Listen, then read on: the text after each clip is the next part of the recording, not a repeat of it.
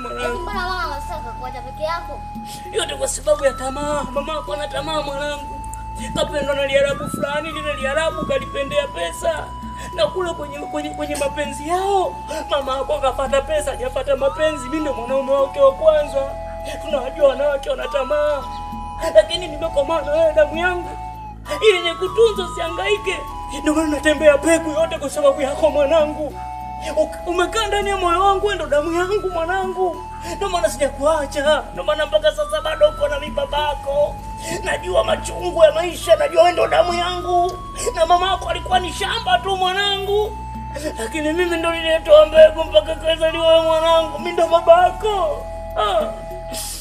Baba, unajua mimi mama simpendi, hata kumuona mimi sitaki kumuona kwenye maisha yangu. Najua mwanangu na uchungu. Lakini usimchukie mama yako, ni mama yako.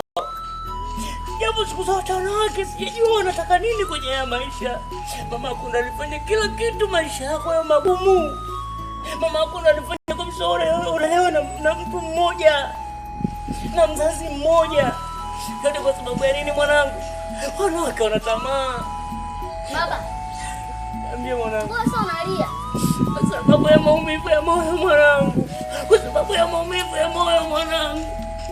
Mapenzi yameniweka kilema mimi. Upendo umeniletea uchungu nikikuona mwanangu. Nasikana muone mamako jinsi ninavyoumia. Ila nakupenda kwa sababu wewe ni damu yangu. Na wewe ndo furaha yangu mwanangu. Na wewe ndo kidume changu mwanangu. Najivunia wewe mwanangu. Najivunia ndo kidume. Pambana mwanangu usome. Sawa mwanangu, pambana usome. Najua mwanangu wewe ni msela, sasa hivi natembea na visu kwa sababu umekosa upendo wa mama. Ila naamini iko hivyo.